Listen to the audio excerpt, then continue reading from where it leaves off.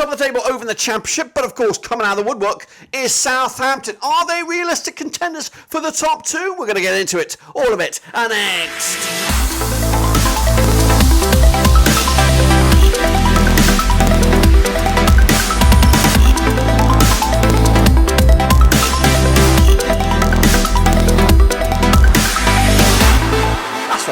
In a prediction video today, we take a look at Matchday number 44. That's right, in the Championship, and we'll get to it in a second. If you're new, where you been? Smash your subscribe and your one-stop shop for the Championship is right here under one rooski. Of course, still as it stands, Ipswich still leading the charge with Leicester in second spot, with the likes of Leeds and Southampton still in this discussion for the top two. Of course, who will join them in that playoff race? With of course Hull still got a little bit of work to be done to get into those top 6 spots, and of course don't even get me started on that relegation discussion, because that is still a massive cobweb of webs. We'll get into all of it in a second. Of course, big shout out to my VIPs. They are the patrons, you know who are. And again, if you're new, smash the old subscribe. So let's bring you bang up to date with what we're talking about. Well, guys, we are talking about the Championship, and we're talking about, of course, this past weekend's action first before we jump into this weekend's drama. So let's get into it. Recapping the results on the screen now. You should see my predictions, of course, but what we want to see is how I fare up against the real results. So here we go then. Plymouth Argyle against Leicester ended up as a 1-0 win for Plymouth. Well done to them. Meanwhile, Leeds United, I went with a 2-0 win for them over Rovers. Happy, it was the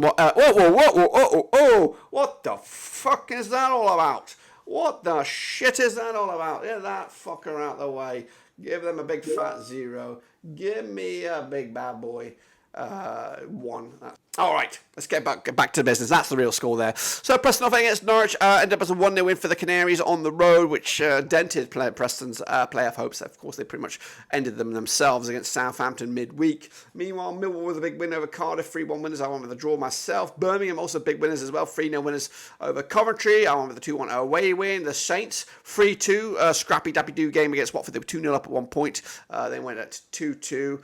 And then, of course, snatching it at the end. Bristol City left it late with a 1-1 draw against Huddersfield. Swansea did beat Rotherham 1-0. Wednesday and Stoke 1-1 draw. Called it, lads, called it. Meanwhile, Hull City 3-0 winners over QPR. 2-1 winners in my eyes. Ipswich 1, Middlesbrough 1, and West Brom shocker against Sunderland as well. So those were the results. This is the situation as it stands. Of course, as you see, it's Ipswich Town still leading the charge, 89 points right now. Leicester alongside them at the moment. They do have a game in hand on the chasing pack, which of course could be a major benefactor in this whole grand scheme of things. Leeds still within striking distance off top spot, with Southampton now closing in after their game in hand was Preston this week, where they won 3-0 to move right up there alongside them. So realistically, it's 4 first to the top 2, and of course going into the race for playoffs, it's probably West Bromwich Albion and Norwich look good right now, with still Hull have a game in hand, Coventry have a game in hand,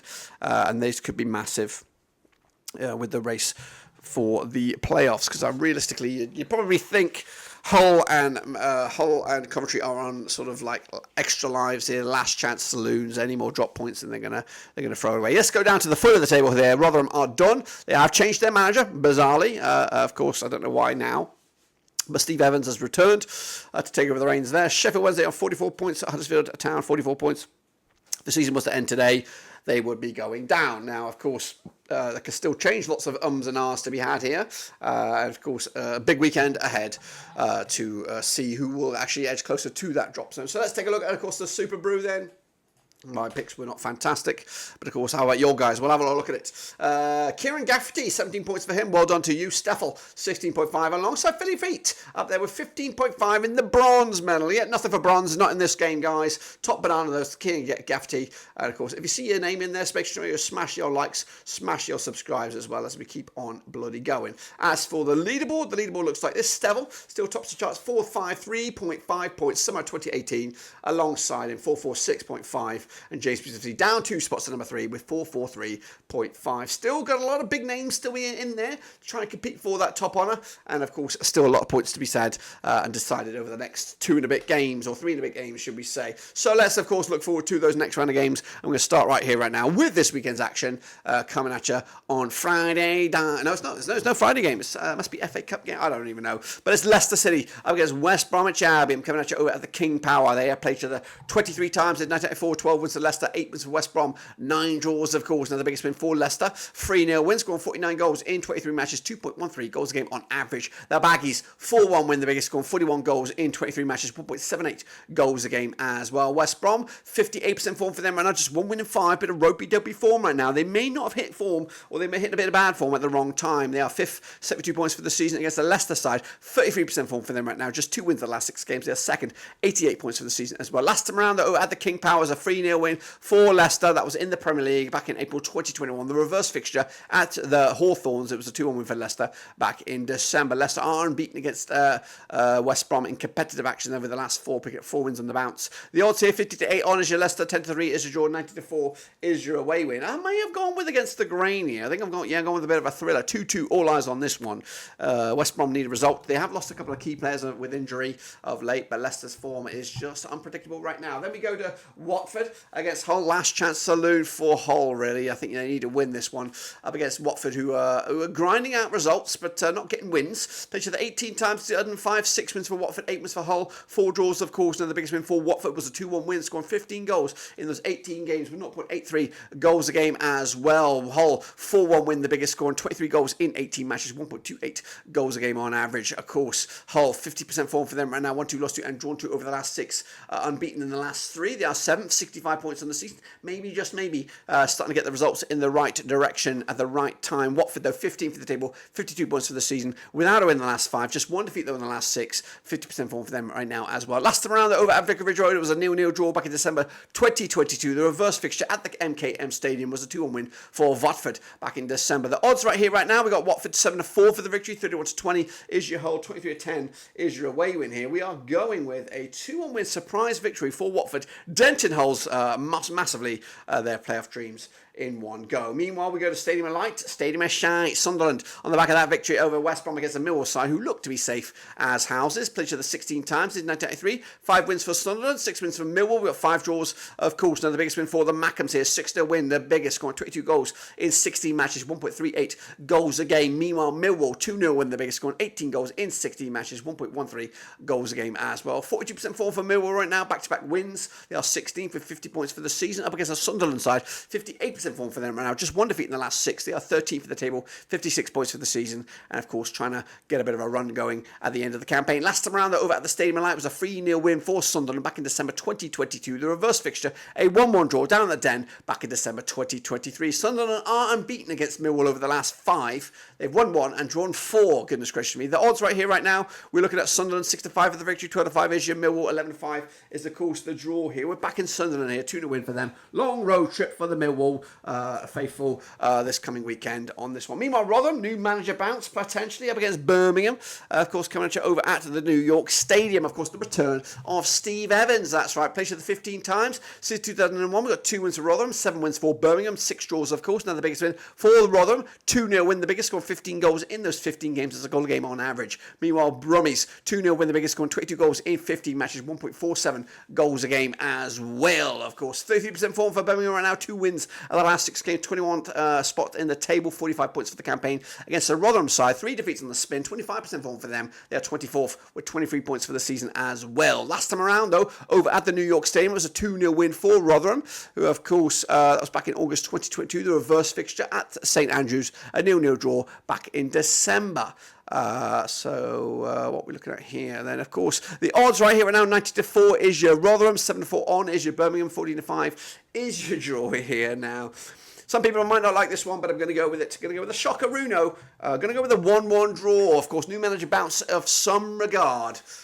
Giving Rotherham a share of the spoils. I think 1-1 in the end. I actually was thinking of a 1-0 win for Rotherham, but I think I'm going to go with a 1-1 draw. Steve Evans will start off cannibal pass on these boys, try and give them a little bit of fight, a little bit of a saving grace heading into a long off season for them. Meanwhile, Huddersfield Town up against Swansea, coming at you over at the John Smith Kirklees McAlpine Stadium. Played each other 19 times in 2003, 7 wins for Huddersfield, 6 wins for Swansea, 6 draws of course, and the biggest win for Huddersfield, 4-1 win, scoring 24 goals in 19 matches, 1.26 goals a game on average. The Swans, 3-1 win, the biggest, scoring 21 goals in 19 matches, 1.11 goals a game as well. 58% form for Swansea, back-to-back wins for them, 14th for the table, 53 points for the season against the Huddersfield Town side, 42% form for them right now, just 1 win in the last 6. They are 22nd, 44 points for the season as well. Last time around, over at Huddersfield, it was a 0-0 draw back in November 2022. The reverse fixture at Swansea was a 1-1 draw back in December 2023. Of course, Swansea are unbeaten against Huddersfield over the last 5, picking up a couple of wins and 3 draws.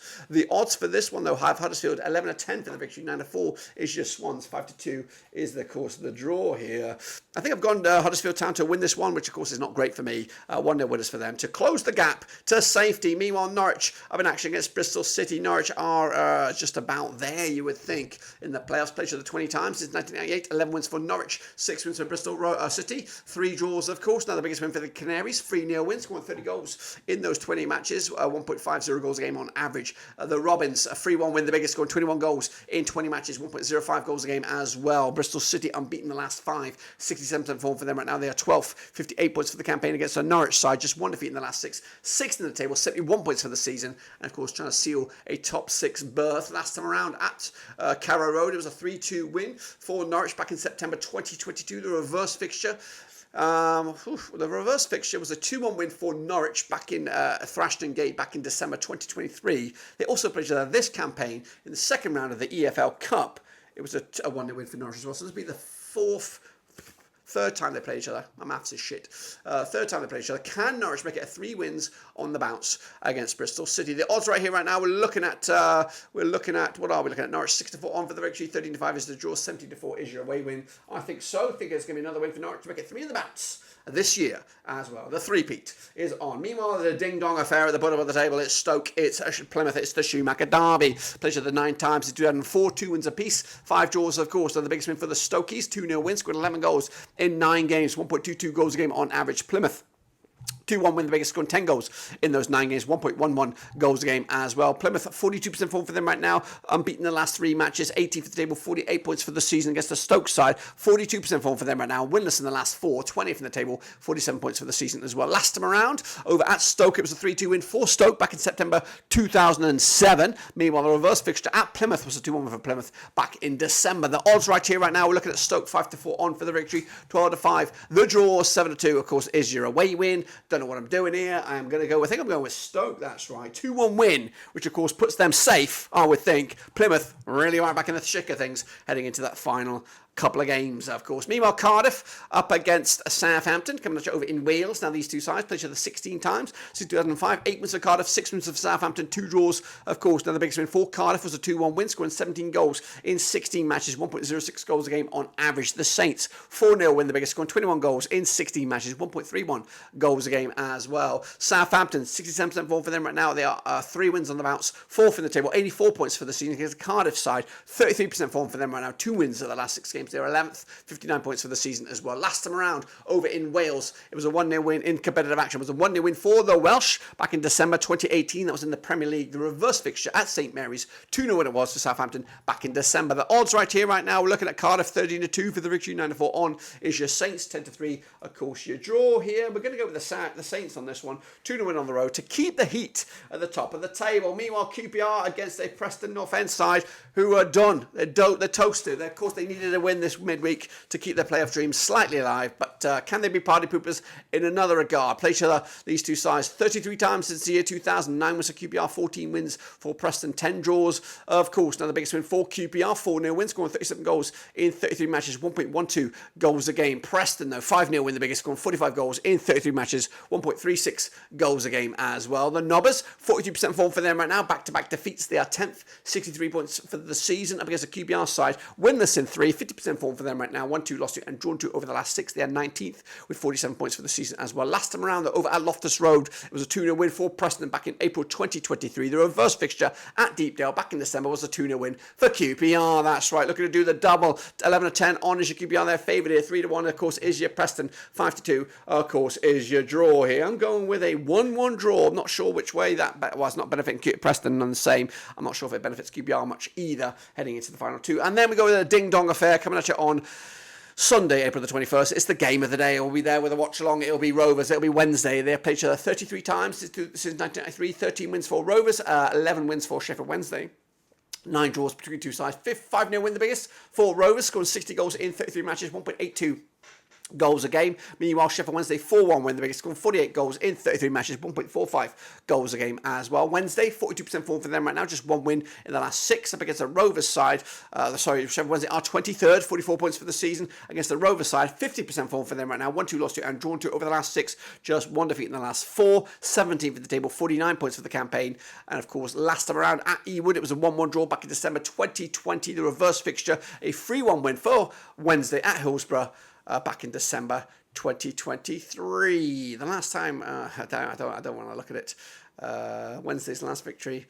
Not saying it. Blah, blah, blah, blah, blah, blah, blah. Not saying it. Blah, blah, blah. Even Stevens is your Blackburn Rovers for this one. 23-10 is the draw. 11-4 is your Wednesday here. I'm sitting on the fence, of course. I know my Rovers. I think we'll not lose this game. I don't know if we're going to win it, though. I'm going to go with a board draw, 0-0 on this one, which should be enough. 1 point in the bag. Should seal the deal and get us over the line. And then Middlesbrough against Leeds, of course. Middlesbrough got nothing really to play for. Up against a Leeds United side who are still competing for the top 2. Played 35 times since 1995. Got 7 wins for Middlesbrough, 15 wins for Leeds, 13 draws, of course. Another biggest win for Borough. 3-0 wins, scoring 33 goals in 35 matches, 0.94 goals a game as well. Meanwhile, Leeds, 4-0 win, the biggest, scoring 41 goals in those 35 matches, 1.17 goals a game as well. Leeds, without a win in the last 3, they are 3rd, 87 points for the season against the Middlesbrough side, unbeaten in the last 6 games. They are 9th, 63 points for the campaign, 67% form for them heading into this one. Last time around, over at the Riverside, it was a 1-0 win for Leeds back in February 2020. The reverse fixture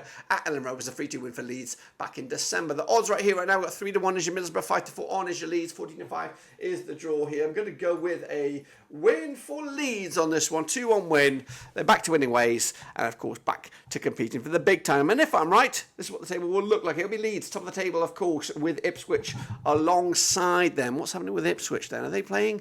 What have I got them? I think they were supposed to play in Coventry. That's right. So they will be level pegging right there, of course, with a couple of games to be had. Ipswich in 2nd spot, Leicester in 3rd in the table. The Saints still in it as well, and of course the race for the playoffs will be pretty much not done and dusted. Still not done and dusted, but still Norwich and West Brom in the driving seat, with Wednesday and Birmingham still in the relegation zone with 2 to play, and still arguments to be had for anybody in 16th below to still be in the relegation discussion. But that, my friends, is it. Make sure you subscribe. Make sure you smash the like. Of course, catch you later for the next one. But until then, we are done.